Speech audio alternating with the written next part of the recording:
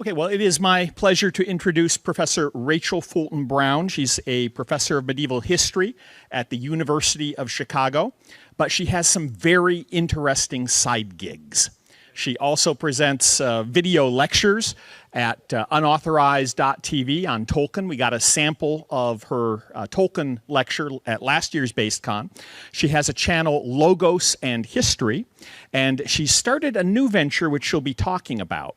That venture grew out of a group she calls the Dragon Common Room on Telegram, and she's the head mistress of the Dragon Common Room. The Dragon Common Room, if I can unlock my webpage to read more about it, emerged in 2020 as a digital den of mischievous trolls, meme lords, culture vultures, gift pirates, history buffs, religious zealots, and Tolkien fans who found themselves assembled in a Telegram chat room to defend the good, true, and beautiful in their dark corner of the internet. They've had a number of ventures, one of which is Centrism Games, which is one of the 99-cent book deals that you'll find on the book sale website. And Professor Brown will be telling us about her latest venture, Draco Alchemicus. Thank you. Okay, so thank you for having me back. I'm very happy to be back for this second BasedCon, and just so you know, Draco Alchemicus is your fault. I'll explain why. Last week, a weir of dragons gathered in Oxford to celebrate the works of J.R.R. Tolkien. I say celebrate, but some of the presenters were more concerned with what other people were doing with Tolkien, most notably you guys. Okay, maybe not you guys. I'll write sci-fi, not no, but they're worried about, my guess is Professor Robin Reed, who was speaking at Oxenmote in Oxford, right? So they get these Tolkien scholars are gathering in Oxford. And Professor Reed had a paper in which she purported that she was going to explore the alt-right's religious crusades appropriation of Tolkien. I told you it was you guys, right? I only know about her talk because I was actually asked to comment by the College Fix, and there's a little article out there where I'm commenting on what I thought was going on there. So I can only guess what Professor Reed was talking about, but given that she has previously presented on queer atheists, agnostics, and animists, oh my, I think it's likely she's talking about Christians. No. You can see it everywhere, the fear of Christians taking over Tolkien. This is the only way I can explain Amazon's Rings of Power. Have any of you watched it yet? Okay, good.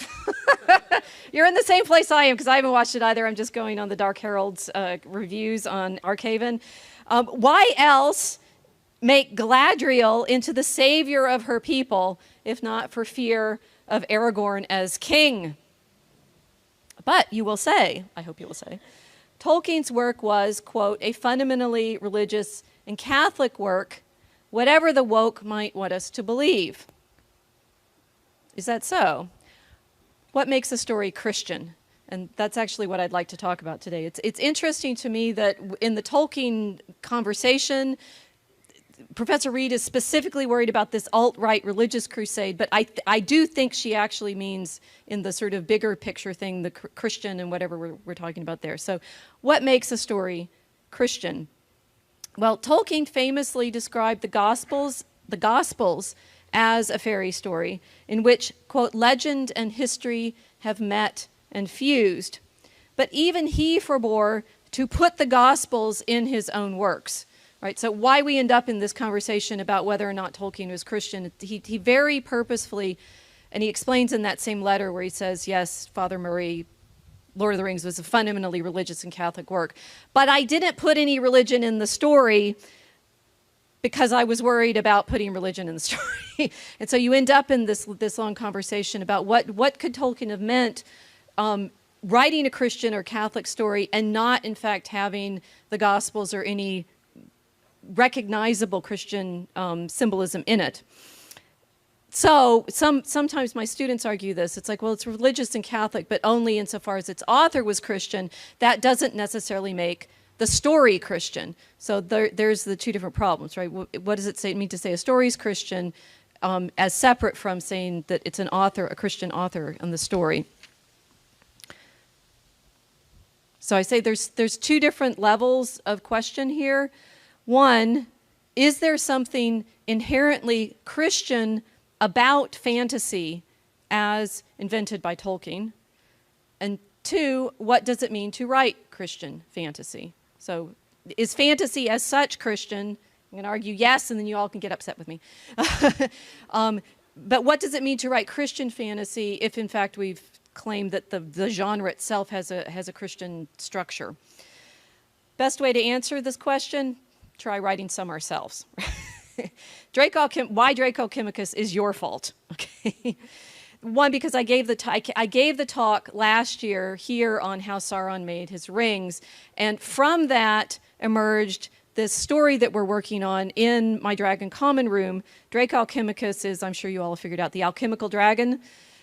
That came out of the research that I did for the Tolkien talk that I gave here last year on the making of the rings, the alchemy, the Elizabethan history of where alchemy is coming from. I talked about all of that last year. John Dee and his 007 and his angel conversations and so forth. And I concluded, again, last year with Francis Bacon and his New Atlantis. All of this, I realized, turned into the basis for this new project that we needed to answer. Well, it started with what happened in the Elizabethan period. Now that we are appropriately recognizing the death of Queen Elizabeth II, I'm finding the time loops are closing in for sure, because we started in this project with Queen Elizabeth I, but we realized that we were bringing it actually into our time now. So this is a kind of medieval to modern story with the alchemical dragon at its center. Now, we do have a website, and Hans was reading some of our self-description from the website. On our website, which I of course have promotional material, so I'll give you these afterwards. That on our website, we have a description of the forthcoming Draco Alchemicus project, and we say, the Dragon Common Room, DCR, is currently working on a modern fantasy horror story written in the spirit of Edmund Spenser's The Fairy Queen and Francis Bacon's New Atlantis. The major premise behind this story, and I realize, you know, we're here at BasedCon because we got sick of being called names, but you're going to get even worse names being called by me here. The major premise behind the story is that the Anglo-American Empire, and I say that purposely because it's both the British Empire and the United States, was built on magic. Specifically Elizabethan magic. Specifically the kind of magic that I was talking about last year when I was showing you the power of the rings and the astrology and what Francis Bacon thought he was up to, and showing you the New Atlantis.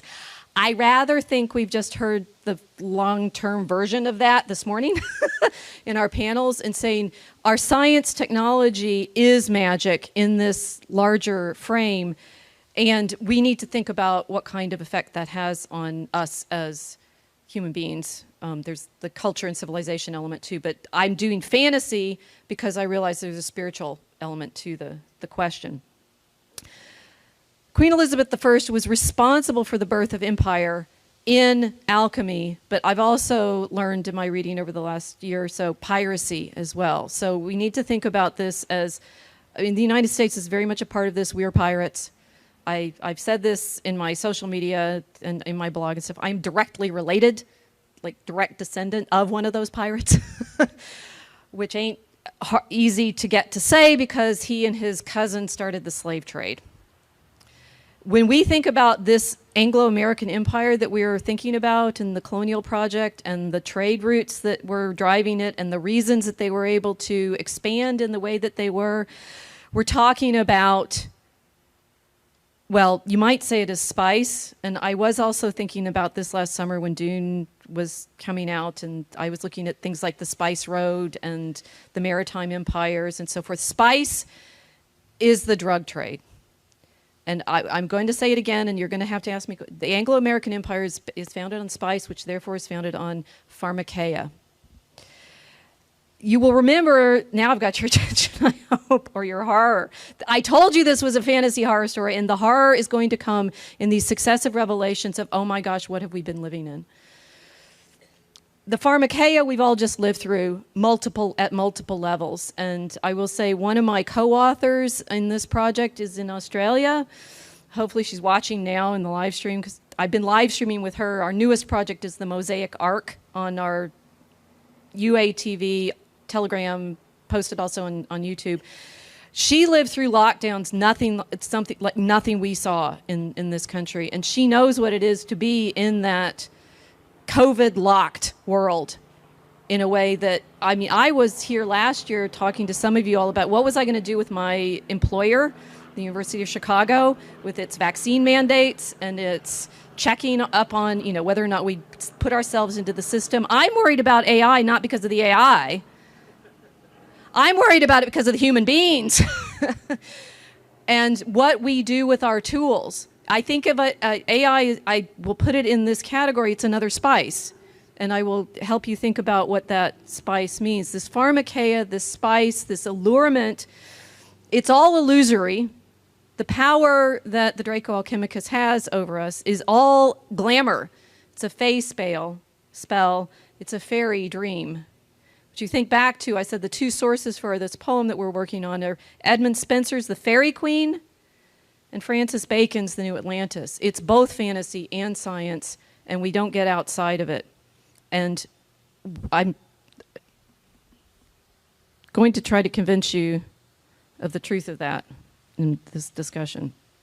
The dragon, whom we're talking about, and you want to see my slides, they're over there, because we figured you could see them better in the shade. The Draco Alchemicus of our story, well, who is he? And there's a lot of, you know, twinning layers of what's going on in the story. But the dragon, well, the dragon that promises you spice and tech and control and drugs, you know who that is. It's Satan. I'm preempting myself from my panel tomorrow because I know who's in control, if you let him. I know actually who's in control, and it's our Lord God. But the degree to which we are tranced by, taken in by, glamorized by the spells, it's satanic, and therefore very, very appealing. How would you fight such a dragon? Assuming you wanted to. Herein lies the horror of the poem that we're working on. We don't want to fight the dragon. We want it to want us. We want, and I was just thinking, how am I going to script this for myself? We want to serve it. We want to be part of its court. We want to find ourselves in its circle of power. Someone, way or the other, you realize absolutely every single one of us serves that dragon. We lust after it.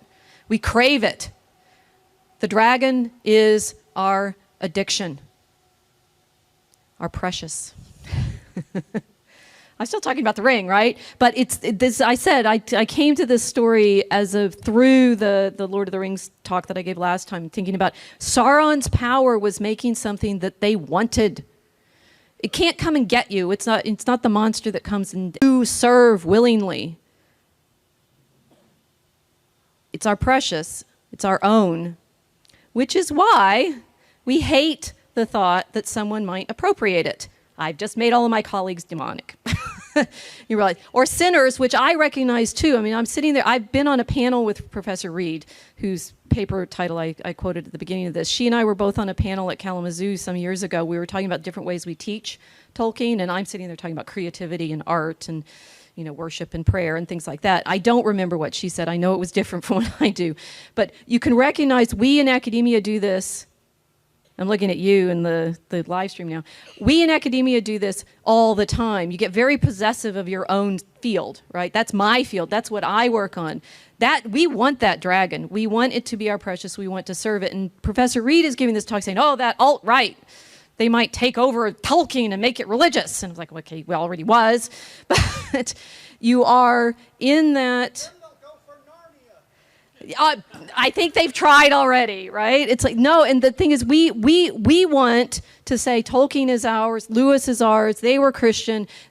Professor Reed and my other, the colleagues in academia would say, no, we want Tolkien to be our thing.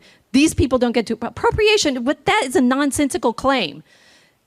And this is what I said in the College Fix article. You can't, the only way you can appropriate problematically is if you're, worrying about legal property. And we do have laws about that. Maybe they're problematic in their own way, but culture is the way we take, tradition is things adapted from the past. You can't appropriate culture and stories. You may infringe on copyright laws, but I am, Professor Reed can say what she likes about the alt-right and the atheists in Tolkien. I can say what I like about Christianity and Tolkien. Those are both engagements with the story. It becomes, demonic when we start saying, you're not allowed to say anything else about it because I know it's right? A friend of mine sent me a screenshot yesterday morning with a comment, and excuse me, it's not clean language, F word, Amazon. What had Amazon said? And I think they must have put this up in I think I skipped a slide. There, this is what they said. J.R.R. Tolkien created a world which by definition is multicultural. A world in which free peoples from different races and cultures join together in fellowship to defeat the forces of evil. Rings of Power reflects that. I'm trying not to say something. Our world has never been all white. Fantasy has never been all white. Middle Earth is not all white. BIPOC belong in Middle Earth and they are here to stay. Define evil. Would it include Saruman once he has assumed his cloak of many colors? They seem to have missed that, right? The rainbow cloak that Saruman dons is his cloak of control. Would it include Sauron with his multicultural empire? I think that was one of the problems. Would it include going against the ban of the Valar to sail into the West and claim immortality? That is, in fact, the story problem that Amazon has fallen into because, apparently, according to the Dark Herald, because I haven't watched it yet, Galadriel makes a choice to go to Valinor. She can't. She's a penitent. There's the whole point of The Lord of the Rings is that she cannot go west at the moment because she has still been tempted by the desire to be in control. And when she refuses it, when Frodo has it offered to her, then she can go to Valinor. But no, in the Rings of Power, we want to have her go there before. So apparently the Band of the Valar doesn't hold anymore, or I don't know. I do think there's sins against story, and that's a different kind, right? Would evil include human sacrifice to prevent aging and death? Which is, of course, what brought about the fall of Numenor, because Sauron convinces them to commit human sacrifice. The dragon is a magician playing bait and switch. And I do think in our thinking about this, that's where we get trapped quite easily. The bait is here and you're being distracted from, it's like the BIPOC or the multicultural thing. That's a distraction from worrying about this other problem of, in fact, defining evil. And most of the people that I've seen online being upset about what the Rings of Power are doing is the Rings of Power. As Fox and his booster patrol have done a really funny version of the Ring of Fire. That's the Rings of Power. Okay, it's funny. It's very funny. But the real problem is not the multicultural problem. It's the refusal to recognize the story as being about the contest with evil and changing it in ways that undermine its theological claims. The dragon is a magician playing bait and switch. How do we fight this dragon? Well, okay, so this is the project that we have in Draco Alchemicus, and I think I have the answer on fighting evil. Hey, there you go. I have four things that I suggest, and I can talk at length about each one, or I can talk a little bit about it and then take questions, and we'll sort of try to mediate me for both, because I can talk a long time if I let me go. So the three things that I have found as a way of fighting evil in our cultural context: one, iambic pentameter. You're going to learn how to do that. Learn to scan. Two, comic art. which is why I'm very happy that we have a new artist for this project. For Aurora Borealis, it was hand-drawn bear. This is a Portuguese comic artist, Zé Nuno Fraga, and I have some more of his pictures to show you and a story about how he found me, which is nice. 3, myth in history, which is neither historical fiction nor allegory, but something else, which we're finding is actually quite challenging to achieve in this storytelling. And 4, a choir. That I'm actually doing this with the Dragon Common Room. It's not me alone writing it, but it's this choir that I'm trying to learn to direct. So it's very musical in that sense. Okay, so I'll work through each of these, and then hopefully you have some questions. So iambic pentameter. This one I could actually go on for a long time about, because I taught a course on campus last year on writing Christian poetry, and I got the entire class to write a 50-stanza iambic pentameter poem by the end of 8 weeks. So I know it can be done. And working with them in a way to explain why we need poetry in our cultural voice, otherwise we lose that culture. And you think we've started with, let's see, I'll go back, go forward. There we go.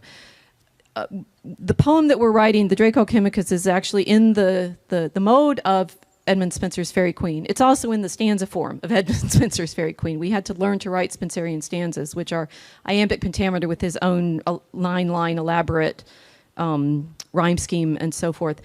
Learning to write in this way has been, well, joyous, because I try to aim at most things that are joyous, but it's like writing music in words. Poetry is, in fact, the wedding of number and word. It's the wedding of the quadrivium and the trivium. It is music expressed in breath. It is the heartbeat of our own bodies and of our culture and of our civilization. You think about what Shakespeare wrote, the great bits are in the iambic pentameter. You've got to have this verbal art, in fact, in order to express Christianity. And this I say, I'm drawing a lot on Malcolm Geet, who is a great living poet of the Christian tradition. He has a lovely discussion of the way in which poetry is, in fact, fundamentally incarnational, because it's about both imagination and truth. And you get that sort of, there's a verbal element, that you're working in your imagination and metaphor and symbolisms, but because of its mathematical regularity in that iambic pentameter, the da da da da da da da da da. It's literally your heart, but it's also the numbers by which we live. So if you're thinking about the sort of technological structures that you all like giving your stories, that's the numerical. We need number for structure, we need it for architecture, we need it for music, and I think we actually also need it for truth. Poetry, therefore, works at a number of multiple levels. One, it's at the level of grammar, which is fundamentally about naming and pattern recognition. Like I said, I could go on and on and on about this, but mostly what happens for the iambic pentameter is things we discover in the course of writing it. We have to make it rhyme, so the sound has to be right. We have to get the beats right, so it has to have the right measure. And knowledge comes to us by way of having to fill that form. It comes to us by way of having to get the numbers right, and the words come. It's a very interesting process, and if you've not tried it before, I recommend it as at least an experiment. Poetry also changes the way we see. It reintegrates our reason with our imagination, precisely because it's working with this number and word pairing. Right? It's the reason and imagination. You are structuring the world as you are also trying to describe it. And like I said, this is the third major poem that we've worked on together, this group, and I read a bit of Sintra's and Games last year. Y'all can see, I read a bit of Aurora Borealis last night. Things have come to us in working on those stories that we would have never have discovered without having to do it in iambic pentameter. So, 1, learn to scan. Second, the comic art. And the way that sorry, I put my slides out of order, but who cares? He found me because I had written some blog posts about a decade ago about how comics are, in fact, an incarnational art as well. And Zay is Catholic, He's in Portugal, and you should check out his website too, Catholic Comics, because he's got some absolutely amazing meditations that he's illustrating other people's texts, but he's creating understanding through his pictures in a way that the texts themselves can't carry. And he wrote to me and said, "Thank you so much for showing me that what I'm doing is fundamentally Christian." And I said, "Oh, I have this project I'd like you to join me in." What I argued in those blog posts that he found is that, and I was using Scott McCloud's Understanding Comics as my sort of spring off point here, but reading a number of other theoretical discussions too. Just as I'm saying iambic pentameter is number word, and hybrid of trivium and quadrivium, comics are in fact hybrid of text and image. And now what Zay is actually going to do for us is not a full graphic novel, alas. It's going to be illustrations of our poems, because he said it was going to be too hard to like illustrate graphically the whole thing, but I think it still holds, because he is, as we're working on the poem, showing us things in his art that we don't see yet in the words, and vice versa. And we learned that that happened too with working with Hand Drawn Bear on Aurora Borealis, that she would draw things for us that we had said in the words, but then visually you see something else, so that the visual and the verbal have to work together. Comic art, has other interesting characteristics that make it, I think, fundamentally incarnational. It's preoccupied with superheroes and superheroines and battles against evil. So it's Christ, and they're all Christ-like in their efforts to save humanity. Right? There's one way or the other, they're saviors, whether through technology or birth or some combination of those. But one of the things, if you're familiar with McCloud's sort of wrestling with understanding comics, he's saying he kept wanting to do something other than superhero stories, and that's all he ended up writing. And I'm like, well, probably because the art form itself is structured according to that kind of problem, which is, again, another layer, paradoxical like Christ himself. It's visible, like it's iconic. You have pictures that you can see the characters. Here we go. That's our Christ character in our story. But also with, if you have full like speech balloons and stuff, you have a visual access to the interior of the character. So there's this twinning of visibility and divinity in the comic form. But they're also more than just icons, because it's sequential art. It moves in time, right? So we have an interesting hybridity in both the poetry and the comic art. And that, I think, is where we end up with this wrestling with the problem of what does it mean to be incarnate souls. So you will not be surprised to realize that my third category is also one of these hybrids. What is myth in history? How do we think about that as a problem? Well, this has been a real wrestling match as we're writing, because I told you all at the beginning, we're starting with Queen Elizabeth and the First and her alchemists, and there's a story that goes through all of this of the pirates and the spice trade and the maritime empire. Our main character manifests he becomes incarnate through this pigeon cloud on shore, so that you have a city on the water that we're doing with all of these hybrids. But we're not writing historical fiction. This cannot be something that is simply our characters inserted into either a real past or a alternate past. It has to also work at this mythological level. But then on the opposite side, it can't be allegorical. It can't be simply, here's our Christ figure, everything he does is going to be recognizably Christ, and once you unlock it, oh, boring, right? We don't want him to, okay, I finished with that page anyway. We don't want him simply to be Christ, although he is actually Christ. His name is Damien Stone, sorry. He's the king, but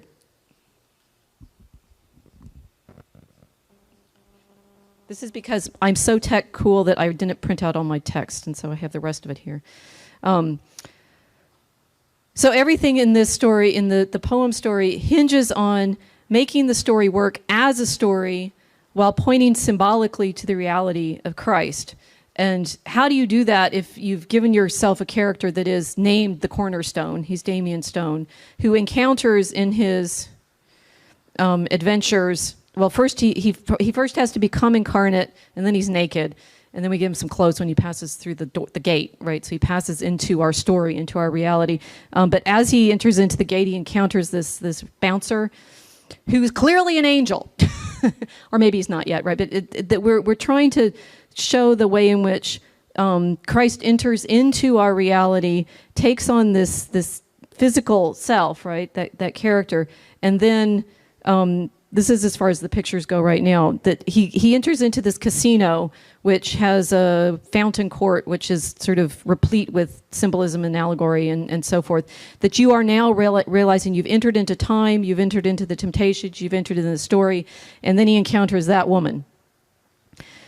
Now, if you are hyper attuned, as I'm hoping my poets are becoming, to the way I think, you will immediately recognize her as the Whore of Babylon, otherwise known as Eliza Drake, right? So we're playing off of both. She has to be a real character.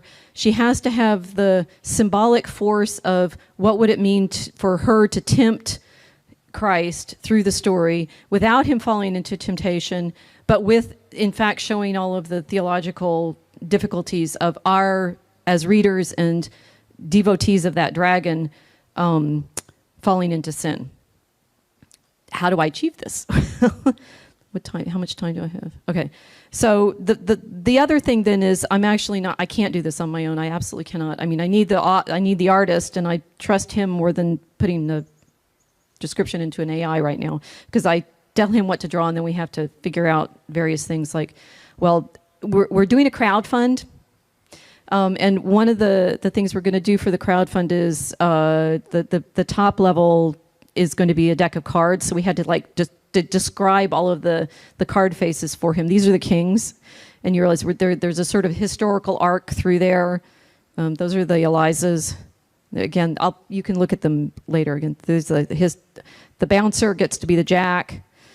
The doves are the aces, and those are the jokers. And you get the sea and the land with the dogs. He's got a dog, because of course you have to have a dog. Anyway, I'm not doing this by myself. So I couldn't do it by myself, and I have a group of people that have stuck with me through this project, through several poems now, and I asked them to tell you all what it's like working with me. So I have their input, right? There are 4 of them that I'm writing with, and again, we have to do this as a group on a regular basis. It's very monastic. I'm Mother Superior, I guess. Ken says, and I told them they had to do 100 words, and he said, my words, well, 92. Writing poetry together is fun. The problem moves from writer's block to stop this writer's torrent. There's never a dull moment. Each dragon brings a fresh perspective to add. Healthy discipline forms. The meter structures ideas, feelings, and time. We hone a craft, good lives in that. Ralph Waldo Emerson once said he saw a farmer at his plow as a prayer. He saw spiritual music in the care, the rhythm, the meeting of the elements. I like to think we're living in a similar sort of scene in the tea room. That's our writing group. It's a pursuit of the beautiful, the true, and the good. Casey says, and this is also showing you, you're going to get different voices here. We have to blend these, and they're all in the work. This is Casey. She says, how do you write a story that is seemingly devoid of goodness, but with goodness as its goal? How do you combine history, myth, and logos into a compelling fantasy? Now, how do you do all of that with a team of 5 writers of different education, experience, interests, and temperaments? Sound difficult? It is. It's a struggle, but it is that struggle which challenges each of the writers on our team. I love that struggle, and I love this team writing process. Most authors wait until some critic picks apart their ideas.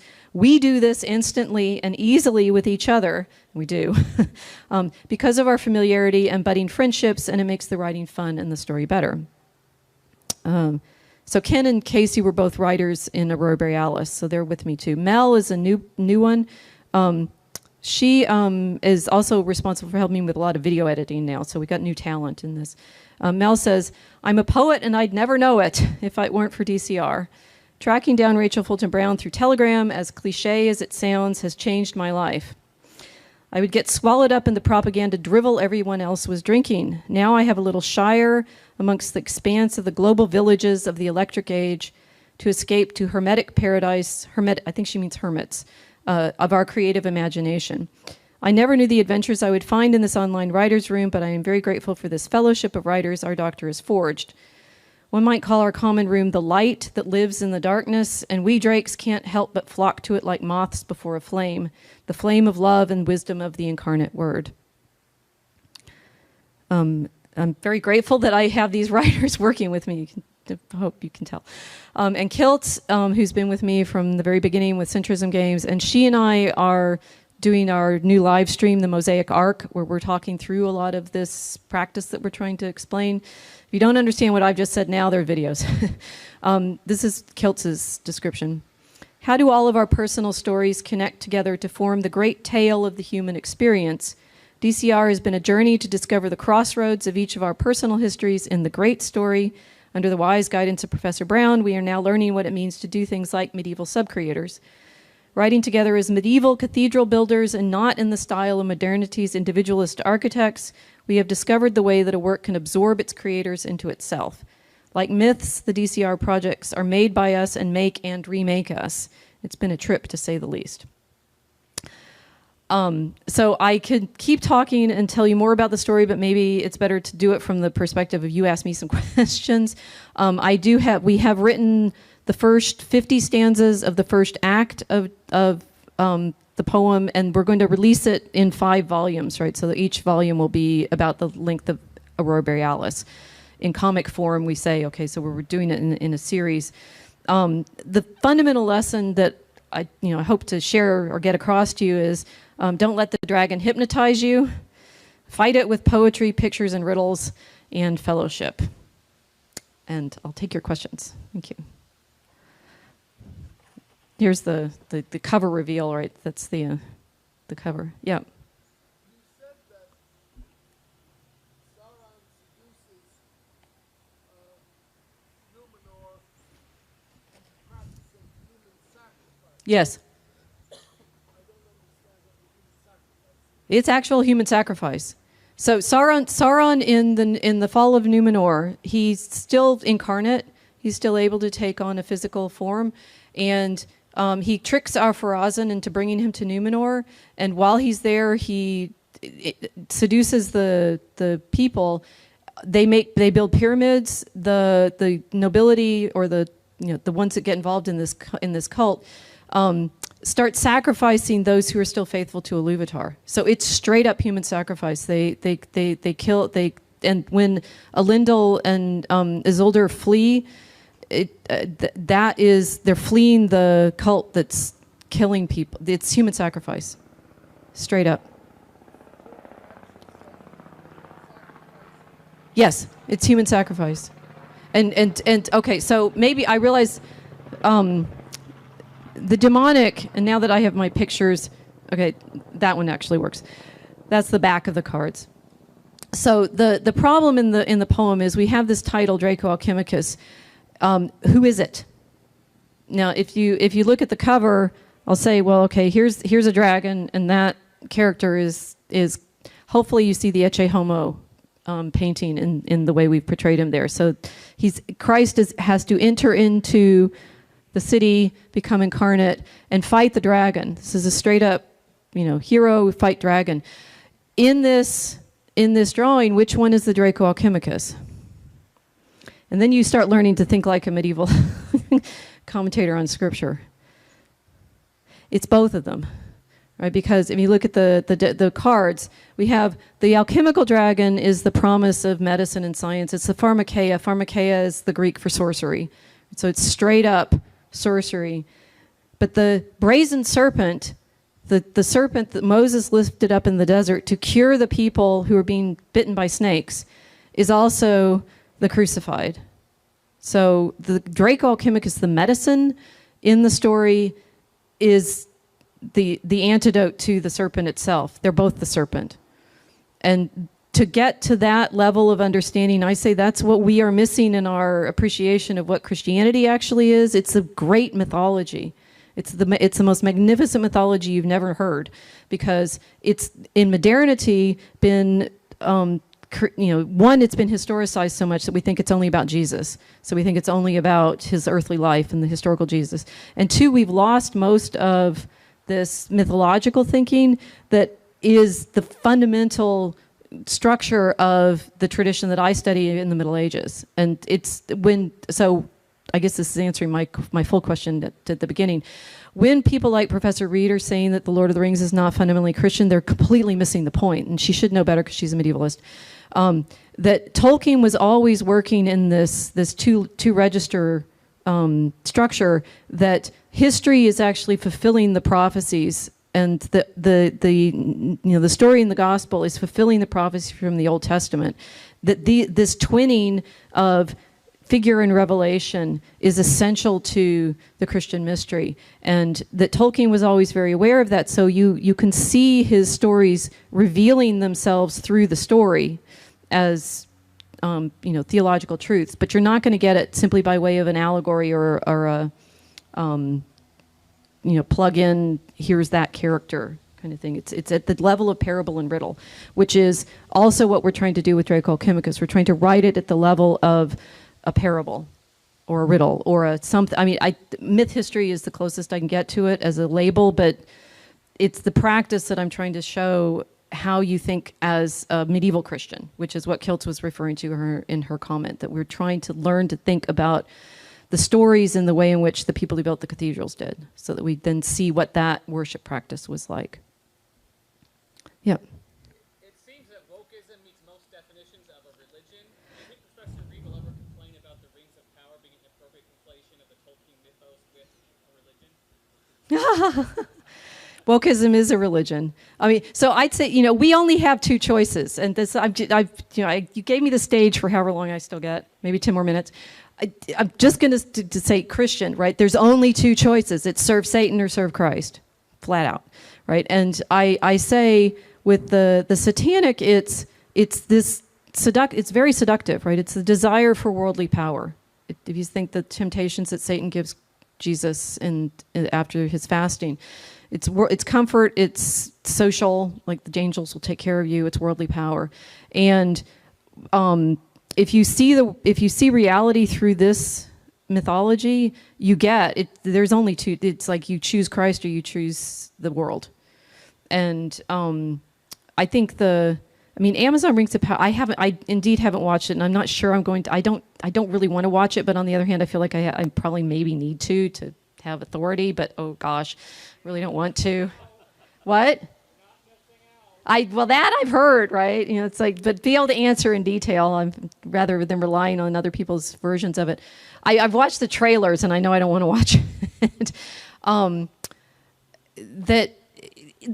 Okay, so the multicultural thing, I've written about that on my blog when my own university department wanted to make a statement about how we embrace diversity in our department, and I said, fine, I'll sign that. Because I know what kind of vision that actually is working within. It's Pentecost. It's not, this is why the sort of, Middle Earth is multicultural. Well, yeah, it's Christian. And one of the other things that Kiltz and I are trying to do in the Mosaic Ark is show that. Right? She lives in Australia, but she's a convert to Coptic Orthodoxy. She hangs out with Africans regularly in Australia because they moved there. But the ancient history of Christianity is the Apostle Philip meeting the eunuch of Queen Candace of Ethiopia, and the eunuch is already reading Isaiah 53 about the suffering servant, and Philip says, aha, that's been fulfilled, and the eunuch says, that's great, baptize me. That was in our last episode, the vending machine people. That the complaints about multiculturalism are like, it's one of those bait and switches that I say. If you're actually within the Christ's vision of us as, the children of God, we all are. And therefore, Professor Reed can say what she likes about the Amazon Rings of Power. She and I would probably disagree about what's wrong with it,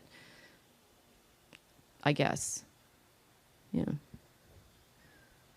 In the deep level of Tolkien scholarship, he wrote an essay on Sigawaraland, which is the Anglo-Saxon term for Ethiopia, the burnt regions.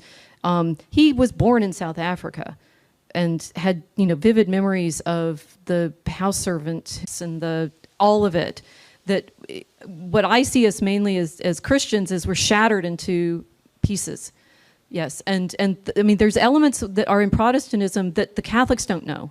They don't read Scripture as much in the Catholic, but then the Protestants don't use the pictures, and you see then we've lost pieces.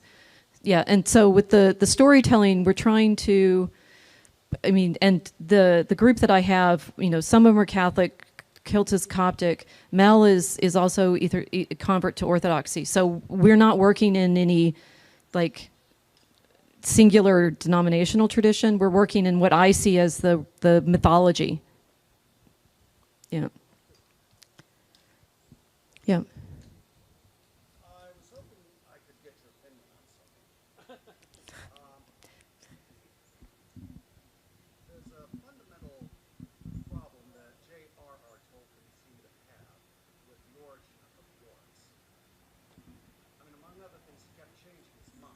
Right. On the one hand, he sort of favored, he didn't want Morgul to be capable of creation, that he could only twist what was already there. Right. But he also leaned heavily towards the orcs and mindless animals because if they ever had the intelligence that are twisted and die, they have to go to the halls of the man. Now, Christopher Tolkien is the one who basically said, no, they were twisted enough. That's how he put it. Right. So I was wondering about you. So the question is, what do I think about orcs? Yeah, and the orcs creation.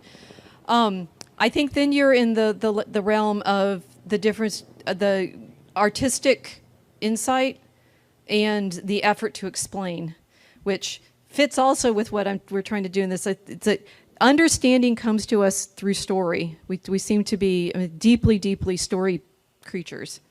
That somehow, you all are here writing stories. You want more stories because stories are a way of structuring understanding. Tolkien, as we're learning when we're writing this story, sometimes stuff comes to us and we're like, we don't really know what it means. We know you've all have experienced that. You don't know what it means. It goes in the story. It seems to fit. Later you go and someone asks you, where did that come from? And you try to explain it. A lot of what Tolkien did later in life is he had published the stories and then people kept writing him letters and saying, well, how about this? I think sometimes he was dissembling, right? So I think this is the opposite side of what he's doing is the fundamentally Catholic. He wrote that to a person he wanted to impress as Catholic. It was Father Murray, and Murray was saying to him, where did Galadriel come from? And Tolkien said, well, I based her on the Virgin Mary. He probably based her, in fact, also on Rider Haggard's She, right? Which Holly Ordway is shown in her book, and I was like, oh gosh, darn it, right? So Tolkien, like we are in our poetry, was drawing on all this stuff, right? He's got the super stories out there. Things come to him. They fit in. Later, he thinks, why did I put that in there? I think that is the author's explanation for why there's multiple explanations. Now, then you realize and this fits to Rob's question, it's like we as Christians, storytelling creatures within a great story that we're participating in, do theology. I don't do theology because you end up trying to answer questions that end up with multiple answers, and then you end up with 18 different church traditions and fights, and I'm glad you're laughing, right? We are meant to reason about things, but then we realize we're trying to answer things that belong in stories that only make sense in the stories. And so I'd say that there's problems with the Ents as well, that Tolkien says they're the tree Ents, and they're probably, in fact, drawing off of, again, Holly Ordway showed this in her book, they're probably coming out of the Silent Planet directly. They're horns, they're the creature. So, and authors are not always fully conscious of where their stuff comes from. And then you start realizing we're thinking about what it means to be inspired, what's revelation. How did you see those two things that fit together and they really make sense and it belongs in the story? Yeah. So my time is up? Okay, so we have a video to play to encourage you to continue to think more about Draco Alchemicus and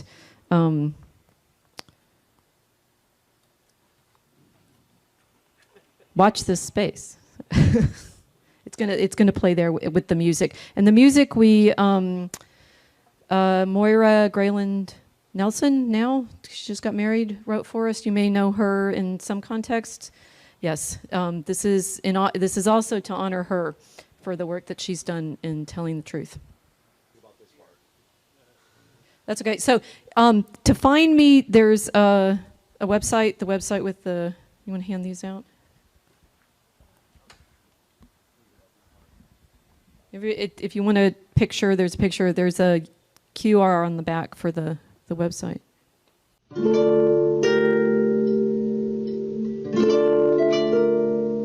In rainbow time, when dragons hoarded gold and pirates sailed the seas in search of spice, the city shimmered with electric cold, its storeroom stocked with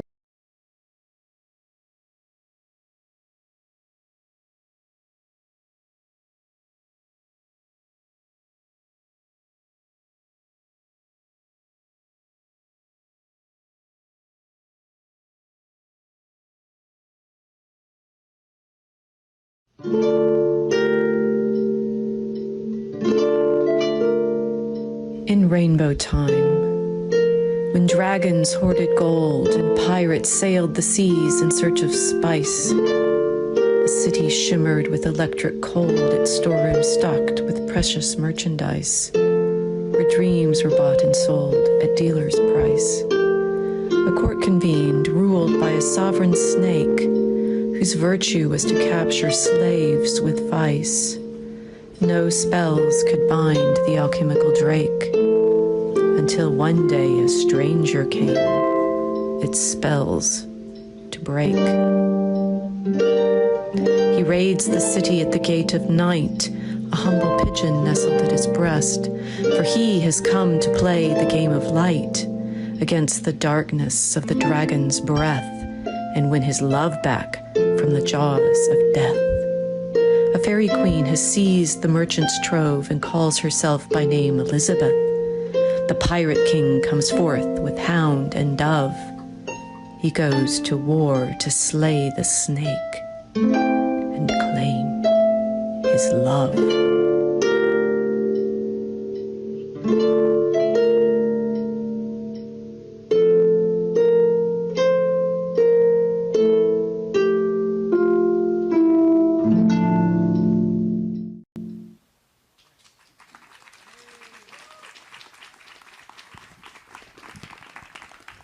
Thank you.